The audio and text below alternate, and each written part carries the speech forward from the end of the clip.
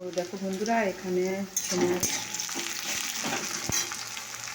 ছোটো এলাচ দেওয়া আছে, দারচিনি দেওয়া আছে আর তেজপাতা দিয়ে একটু হয়ে যাওয়ার পর পেঁয়াজ দিতে হয়েছে, হচ্ছে। আর এদিকে দেখো ভাত গরম হচ্ছে, দেখতে হচ্ছে। আর এদিকে দেখো পেস্টটা করা আছে, পেস্টটা এবারে কিছু পেস্ট আছে, আদা রসুন পেঁয়াজ টমেটো ধনে পাতা সবটা একসঙ্গে পেস্ট করা আছে। দেখতে পাচ্ছ আমি জল দিয়ে দিয়েছি অলরেডি। আর যে মশলাটা কষবো তোমরা দেখতে পারো, এটা হলুদ দিলাম পরিমাণ মতো,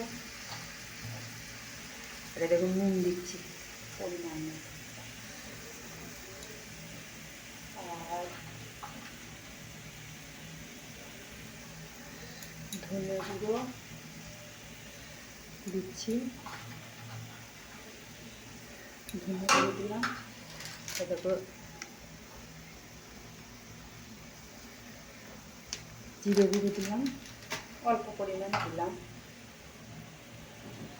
তারপর লঙ্কা গুঁড়ো দিলাম, অল্প পরিমাণে দিলাম। তো এবার আমি এটাকে নাড়াচাড়া করে দিই। এটা একটু ফুললে তারপর আবার, তো দেখো বন্ধুরা এবারে আমি এটা মাংসের যে মিট মশলা এটা আমি দিয়ে দিলাম,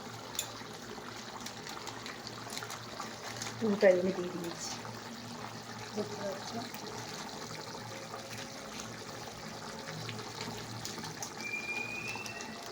গরম মশলা খানিকটা দিলাম,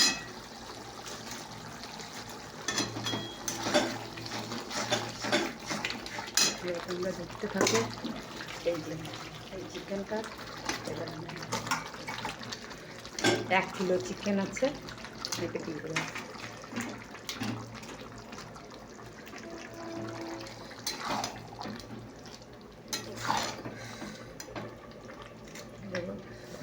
আলুটাও দিয়ে দিলাম,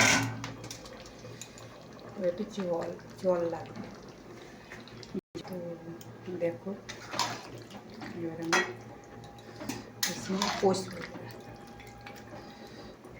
কষা হবে, তো এবার আমি ঢাকা দিয়ে দিলাম। তো চলো বন্ধুরা দেখি কতটা কী হলো, ঢাকাটা দেখতে পাচ্ছ।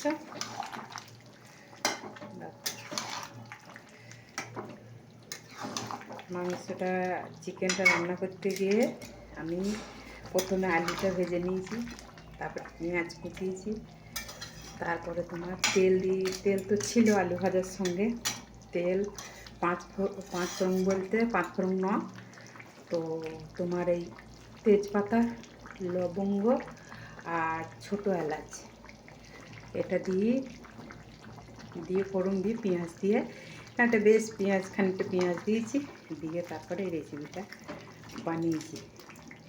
তো এই রেসিপিটা তোমাদের কেমন লাগছে বলো, দিয়ে তারপরে ওটাকে দিয়ে তারপর ভেজে নিয়ে তারপরে আমি মশলাটা ঢেলেছি, আদা রসুন পেঁয়াজ ধনে পাতা টমেটো পেস্ট করে আমি এর সঙ্গে নাড়াচাড়া করে ধনে গুঁড়ো জিরে গুঁড়ো লঙ্কা গুঁড়ো হলুদ নুন দেওয়া হয়েছে।